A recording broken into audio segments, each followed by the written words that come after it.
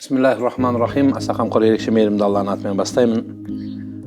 Дініміздегі құлшылықтар үш топқа бөлінеді деп айтылады. Біріншісі дене құлшылығы. Дене құлшылығының қатарында намаз жатады, ораза жатады. Екіншісі дүние құлшылығы, тек қана зекет болып табылады. Зекетті қолмен апарып беру шарт емес. Біреу апарып берсе де, немесе банк аударымдары арқылы жіберсе де зекет өте береді. Өйткені бұл жердегі ең бірінші шарты ниет болып табылады. Егер ниетіменен зекет деп беретін болса, алушы адамның білуі, білмеуі шарт емес.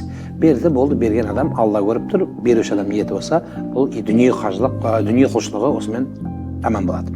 Енді бір құлшылық бар, денеде, дүниеде қажет болады. Екеуі де керек болады. Бұл яғни өзі бару керек болады, және бұның бай бақуатты адам болу керек. Бұл қажылық саналады. Құлшылықтардың ішіндегі де сауаптысы да, дәрежелісі де, әрі қуаттысы да осы қажылық болады. Қажылықпен